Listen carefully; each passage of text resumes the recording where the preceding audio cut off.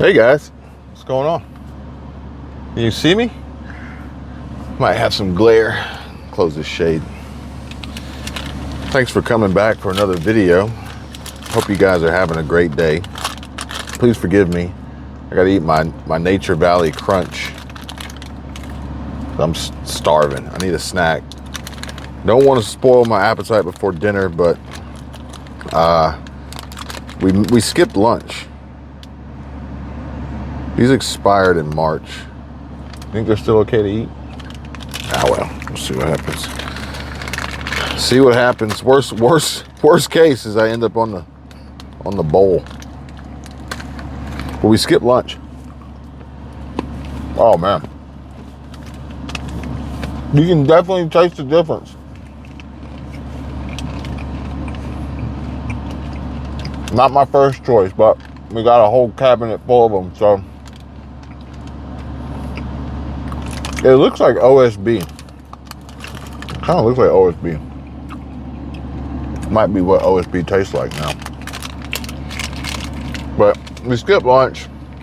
We're out running around, killing time, losing track of the day. We ended up driving by the beach. The beach is packed. Summer tourism is about to kick off. It's going to be crazy. It's going to be madness. I may do some daily beach walks and show you just how crazy busy and packed this place is. So that basically means, that tells me that people have plenty of money. They're not worried about the economy, and they have plenty of money to travel and stimulate other economies. Spend money for Airbnbs and hotels and eating out at restaurants and souvenirs and cocktails, everything. That's what it tells me. Sorry. So when I see the plates from other states, that's how I know. Normally, we got Florida plates, obviously. But Tennessee and Texas are the two most popular tags here. Not Georgia, not Alabama. Tennessee and Texas is what you see a lot of. So now, when we see tags and plates from all over the place, we'll know. We'll know. They're tourists. They ain't from around here. They ain't from around here. Now, I like to think, I forgot my damn snack up front. Sitting on my damn Kurgo. The hell's a Kurgo? It's my little seat cover for my dog. We took the dog with us because Squirrel Tribe is doing she's doing live stream Monday mimosas, and she was like, y'all need to go, y'all need to get out of here so I can do this live stream. She's like, take that dog with you too. It's cold back here. Let me turn this joker off. Got this AC blowing right on my kneecap, trying to get me catch a draft. So we took the dog with her. No, he's playing around in the dog park. A lot of perks, a lot of amenities to living here. Makes it really difficult for us to want to leave, but we do want to buy a house. It's this joke that we're going to buy a house and keep the apartment just for all the amenities. Possible. Or we can trick one of our moms and move down to Florida, and they can live in an apartment, and we can buy a house, and then we still have access to the amenities. But we'll cross that bridge when we get to it. Now, I like to consider myself I like to think that I'm mildly courageous, okay? Somewhat adventurous. I'm not gonna go all out and say risk taker. I'm not base jumping and skydiving, none of that shit. But I would try some shit. I'd try some, We tried van life. We tried full-time van life last summer. We tried moving to a whole new state. And so now, I mean, even we tried some stuff.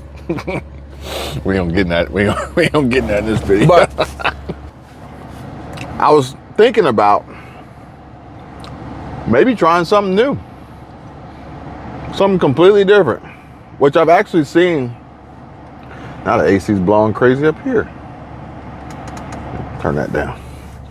I've actually seen some people doing it. So, you know, we're in a unique area here. There's not a lot of homeless, but there is some. But, you know, I think there's different types of homeless. I think that there's like people without a home, unhoused, without home. And then I think that they're like bums. And the bums are the ones that they look really rough. They're incoherent. They're typically on drugs. And we have a few here. Not a lot, not many. And then they hide. They have their hiding spots and they're out of plain sight. This will never turn into one of those tent cities. It'll never happen. The government, the control, the forces here that keep this economy pumping, you'll never see it happen. They'll wipe that out with a heartbeat. Now, you will see this. Now, I want y'all to see this. This is some crazy shit that Michelle shared with me today. Some folks trying to turn their 8-passenger vehicle into a damn 10-passenger vehicle, 11. That was wild. I can't believe they didn't strap it down. They didn't use a bungee or nothing. Nothing. No ratchet straps. But either way, I saw a guy at Starbucks and you could tell he had a lot of stuff in his car. Now, he obviously wasn't relocating. He wasn't a tourist and packed up for vacation. He was living out of the car. Crossover, SUV, whatever. I don't remember. Toyota Highlander. I don't know. It might have been a minivan. I don't know. I think the Toyota Highlander is the same as the Lexus NX. I think. I saw the new Highlander and an NX riding around, or maybe the RX. I don't remember. And they look really similar. Obviously, they're the same company, but you pay a hefty premium for a Lexus when it's really just a Toyota. So, interestingly enough, this vehicle, Porsche, granted, is under the Volkswagen, Audi umbrella, whatever. And its closest sibling would be an Audi Q3 or Q5. I can't remember. Q3 or Q5. But they're not really the same. Almost like an Audi RSQ8 would be very similar to a Lamborghini Urus. But they're not the same. They're like they're not even night and day difference. Maybe I'll try to get a Lamborghini Urus and an Audi RSQ8 side by side, and I can do a comparison. That'd be a great video idea. But anyway, I saw this guy and he was inside of Starbucks. He had a lot of power banks that he was charging. And then he got a lot of water. He used the bathroom, and then he goes outside and he gets into his vehicle, and it's like, oh wait, he was loading up his water. He was loading up his power banks, and it looked like he was in a situation where he chose to live in a car. I think that's a choice. I think that's a choice. I mean, because obviously you could have chosen to live in a home, a house, a condo, a townhouse, a houseboat, an apartment, a motel, hotel, Holiday Inn. Yeah, I mean, he could have even have chosen to live on a park bench or in a tent somewhere. So I think that's a choice. So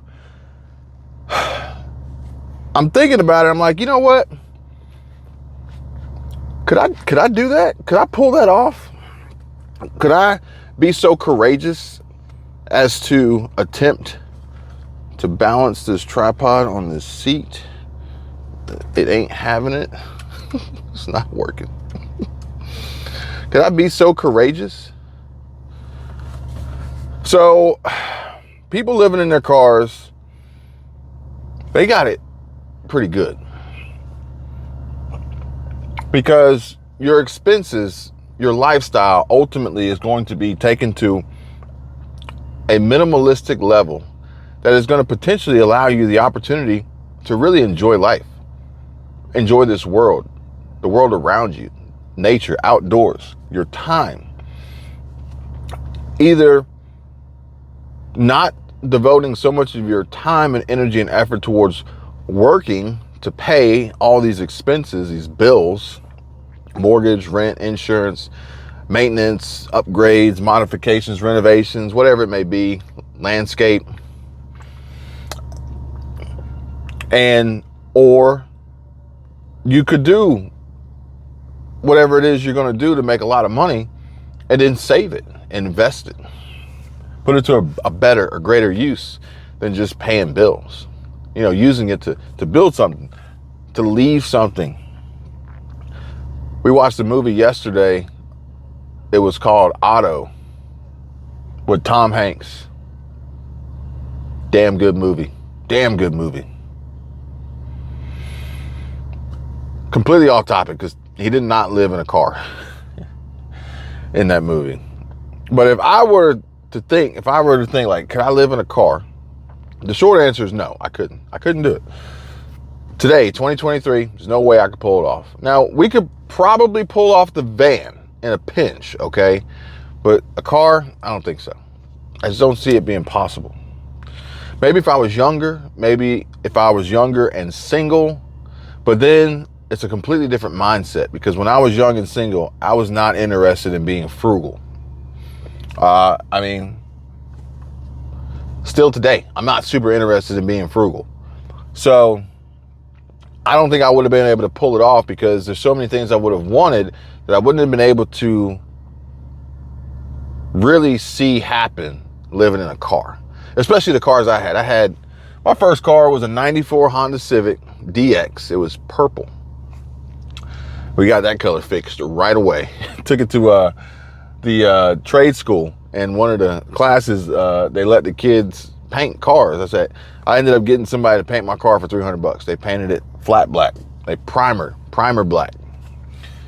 Because I was thinking, all right, you prime it up, then I'll get somebody to paint it later. It'll be all set, ready to go. I ended up getting it painted. It was quite a little project car. It was a little fun. And from there, I went and bought an Integra. I bought an Integra. It might have been like a 94, 95 LS. Had a blown transmission. I mean, it worked, but I think third gear blew out or something. And what did I get after that? Oh, I ended up getting a 2001 Integra Type R. And from there, the list goes on. I got a long list of cars that I've had in my life, which I'm sure is going to continuously grow. But the cars were small. They were sport compact cars. There's no way you're living out of one of those. Not going to happen. Because me, personally, I would need one thing in particular, for sure. And that would be, without a shadow of a doubt, ample leg room. Not because I like to push my seat back, ride like, Nah, I don't want to drive like that. But if I'm going to try to sleep in a car, I want to have ample leg room so I can stretch out. Michelle, she gets on to me because I take up the whole bed. It's a king size Tempur-Pedic, and she's just like, you're all over the damn bed. But I would need ample leg room to sleep. So like in this car, this is a Porsche Macan, 2017 Porsche Macan GTS, or maybe it's 2018. I don't remember what year it is. But this car here, these seats fold down. So I could probably fold these seats down and maybe slide this seat up, lean it forward. Maybe I'll do that. I'll do that in another video and see if I can sleep in here. And maybe I could get enough leg room from the passenger footwell corner to this back corner. And I could probably get a good sleep. But that's probably the biggest concern that I would have with living in a car, is being able to sleep comfortably. Because there's nothing worse than like trying to sleep like sitting up, or continuously trying to sleep and getting woken up every few minutes or every hour or whatever, you never really sleep. You never really get to the stage of REM, which is where you're going to get your deepest sleep. Now, granted, I can get some good sleep in a car, on a road trip, or on a nice afternoon with a good, little bit of sun, decent breeze, radio, low volume. I mean, be out. Reminds me of my survey days after lunch. We just take a nap. But either way, that would be number one. But the problem is, it's like in the summertime would probably be the biggest problem, because in the summertime, it's going to be so hot without the AC running, okay?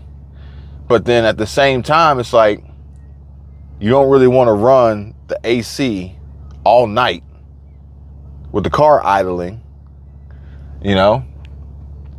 But there's a solution to that. I'll tell you about that in just a minute. In order to live out of a car, they're making it easier. Even the car manufacturers, because really I was actually going to say like businesses and companies, but even car manufacturers, because like obviously the steering wheel was going to be an issue, which is why I said I would extend into the passenger area for sleep. But even Ford now, and I think Audi as well, they have models where their steering wheel can flip up or just be removed altogether. And that was actually something that I did in my 2001 Honda S2000, my AP1 S2000. I did a quick release and an NRG steering wheel. No, personal. I had a personal steering wheel, and I was able to remove it. But they are making, and Ford's got, is it Ford or is it GM? It's got the shifter, the gear shifter that will lay flat. So it's like they're kind of, Ford's got the seats that lay down 180 degrees. So Ford's kind of on it. But everybody's getting onto that level from a living out of a car, kind of living out of a truck, working out of a truck. So like construction, job site superintendent, their truck is their office. So to have all these comforts and ability to, shift things around and get more space so that you could work, you could eat, you could live, it makes sense. But then the public places are helping too. So like, for instance, Planet Fitness is a great place because it's a cheap cost, tons of locations, access to showers and bathrooms and things like that. I think there's even certain days of the week that they bring in like free snacks for members. You got coffee shops, much like the gentleman I was telling you about earlier in the video. You got coffee shops and the ability to gain access to Wi-Fi and different creature comforts like that. Get out of the elements at a low cost. You buy a cup of coffee and you're given access to their electricity, water, heating, air conditioning, the power, charge up, or whatever it may be. You got outdoor malls, and they don't really offer a ton, but it's somewhere that you can go and kind of hang out without having to just like live in your car. Because I would think that living in your car would mean that you're really going to be living outside. Your car is really just a means of transportation and a place to sleep. That's pretty much it. Living in your car is like, no, we want to explore. So for instance, I watch Kara and Nate, or we watch Kara and Nate. We love Kara and Nate. And really, they said, we watched a video and they were in, where the hell were they? Nicaragua? I think they were in Nicaragua. And they, in the video, said that they had slept in 60 something different beds so far this year. So it was like every 2 days they were switching beds or something. So basically, they just travel. They explore. They take us along with them on the journey, on the ride, with the video, amazing editing, amazing storytelling and narration. But that's it. Like, they're just always on the go, always on the move, and they just need somewhere to sleep. They essentially live out of suitcases, So And then you got the parks too, you know, just again, somewhere to go, just to be outside. Really, like, who wouldn't love just being outside? Now, granted, there's an elephant in the room we mustn't ignore. And that elephant was our good friend C-19, the pandemic. So the pandemic would have made things really, really tough and really difficult, because a lot of, you know, these places that I was talking about that are super beneficial to those living in their car or truck or van, whatever it may be, were closed. You know, social distancing was a thing. You know, mandates, shutdowns. And then, you know, once they did open back up, some of them required you to have, you know, Pfizer put a tracking chip in your arm, you know, a few times, because the first one didn't take. So, you know, the pandemic really would have made things a little, sorry guys, I'm getting a little distracted here because we got a visitor. It's almost like it doesn't fail. If I'm recording a video, there's always somebody. So this is going to be one of those situations where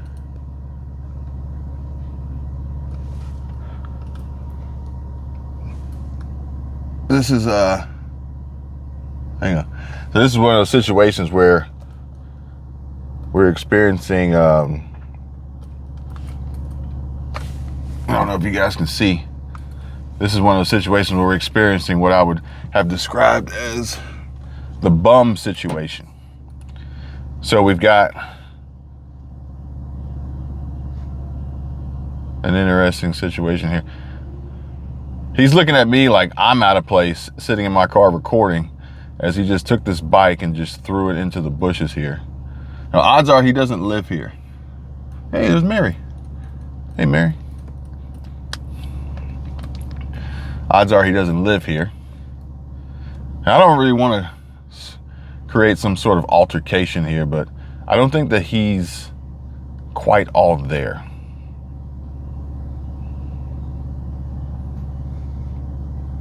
I don't think he's quite all there.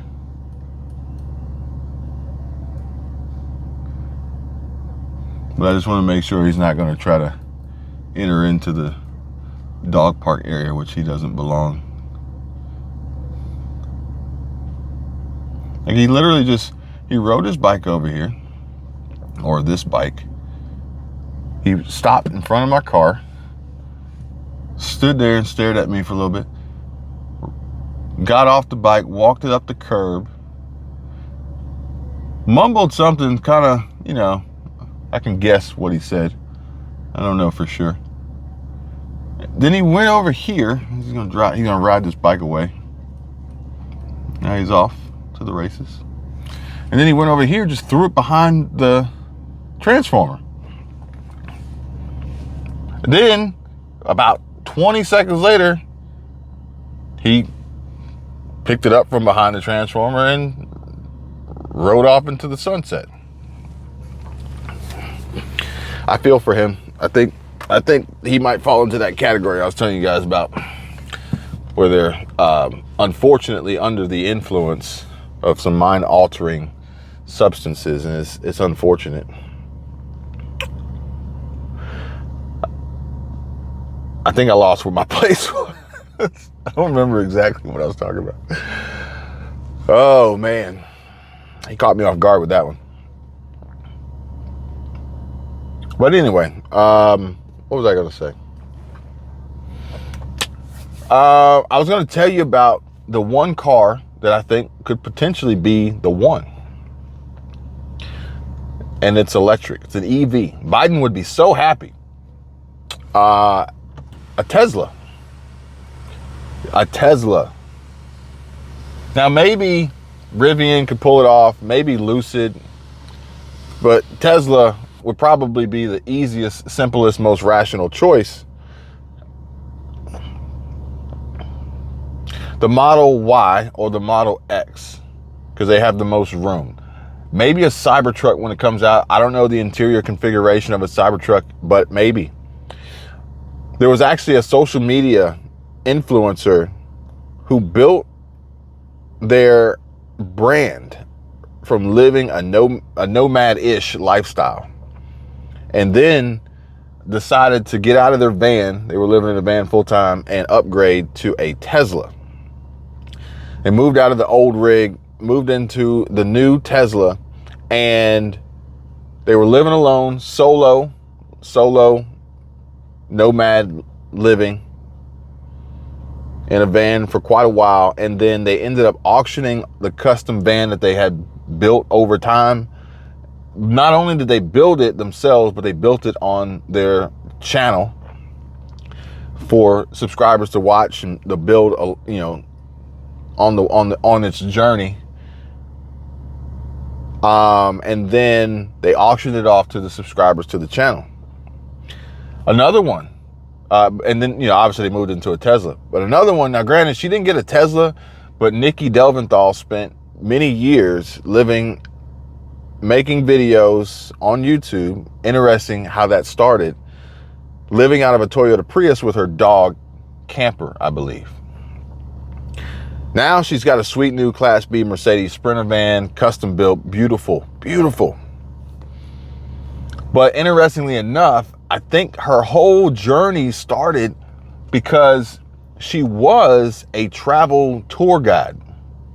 And when the pandemic started, it pretty much just ended her whole business, her whole traveling business.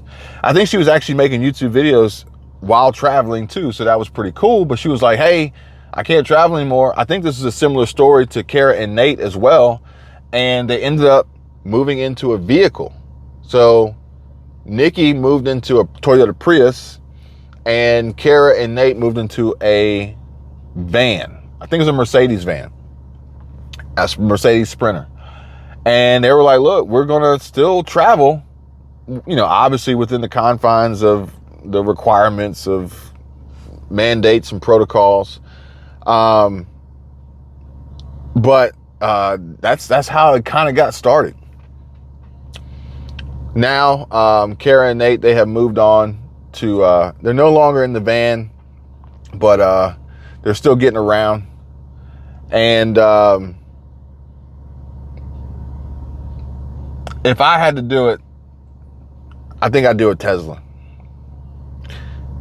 I think I'd do a Tesla, mainly for what I described to you with the sleeping situation.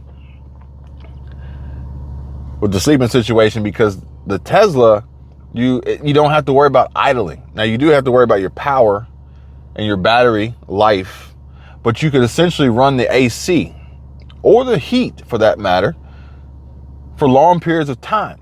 I believe that it even has a setting for sleep so that it reduces the power consumption, but also regulates the temperature like a normal HVAC system would in a house or an apartment or somewhere with a thermostat. So that's pretty cool.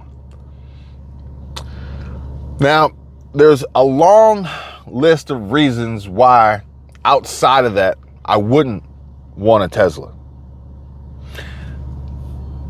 And I actually watched another creator, his name was Everyday Chris, and he made a video about, or titled it, "Do I Regret Buying a Tesla Model Y after 50,000 miles, after 50K? Everyday Chris. And he brought up some interesting points, but of my own, I would say that the range is the biggest factor for me, because we were driving back from Atlanta last week before last. And I was like, you know what? I was messing with Michelle. I was like, you know what? Maybe I could go get an EV. I go get a Tesla, or I'll go get a Porsche Taycan. I get a Porsche Taycan. And then we started doing the math, and it's like, well, the range kind of sucks. Okay. Now, I think the greatest range right now is out of a Tesla Model Y.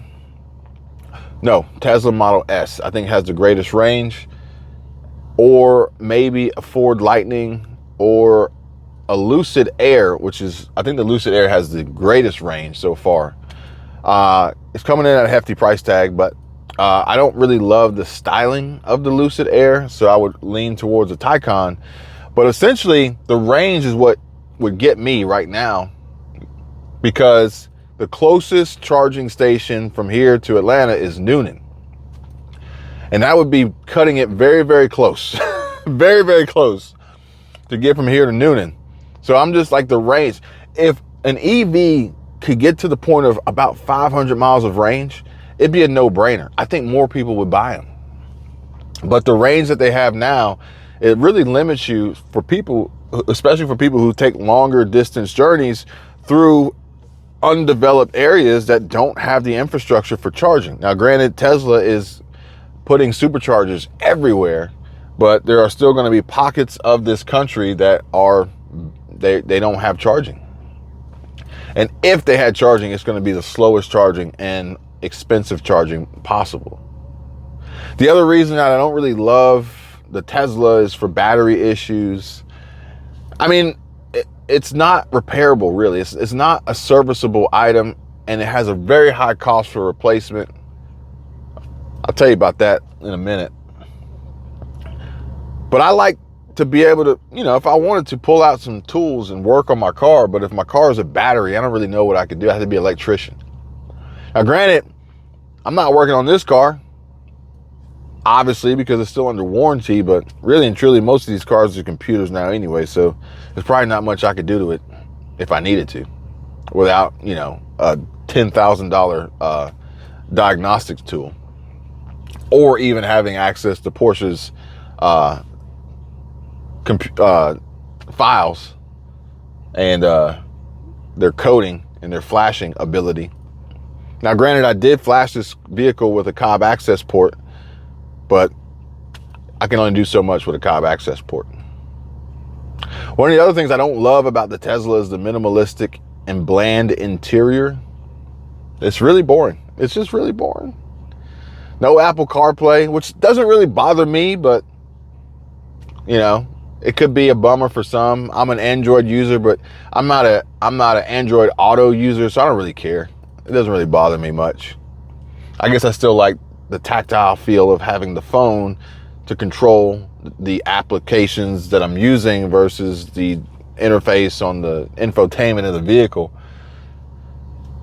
Not a deal breaker, but it could be a pet peeve for some. The price. Now, granted, Tesla's prices are coming down. The Model 3 has seen some price cuts here recently. Things ain't looking so hot for Elon right now. Maybe they can pick things back up with the Cybertruck. We'll see. Maybe with the Tesla semi-truck. We'll see. Maybe with SpaceX or some other endeavor he's working. Maybe he can make a lot of money with Twitter. I don't know. Got a new CEO over there. Maybe that'll be the game changer. But yeah, all that, plus the inconvenience of charging, but really and truly, it's something as trivial as the simple fact that the car has no sound. It makes no noise. I mean, I'm sitting in this car here, this Porsche Macan GTS, and even at idle, I can hear the exhaust. I can hear the engine. I can feel it rumbling beneath me. And that is something that I don't know if I'm ready to give up. I don't know if I'm ready to lose that just yet. So maybe that'll be the deal breaker. Besides the fact that, if I'm getting stuck over here, I'm trying to get out of the sun, this glare, this shadow on my face, it look kind of weird. Let's see if this will work. Did that work? Nope. That doesn't work.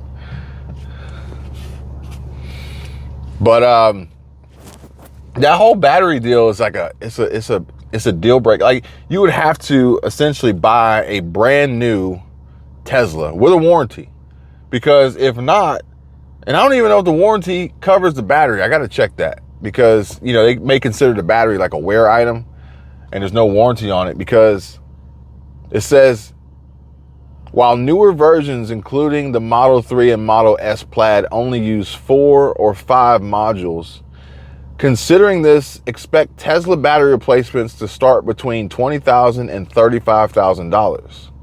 However, these prices could increase as they do not include incidental expenses like other parts and labor. So it's like, you might say to yourself, all right, I got a Tesla. I bought a used Tesla. Maybe I spent 40 grand on a used Tesla, right? And then the battery goes out. You're going to spend another 20 to 35, maybe more, $1,000 to replace the battery? No, you're not. That car is junk. It's trash. It is of no use to you. It's garbage. You're going to toss that joker or like drive it off a cliff or maybe even blow it up with dynamite. So for those reasons, I'm out.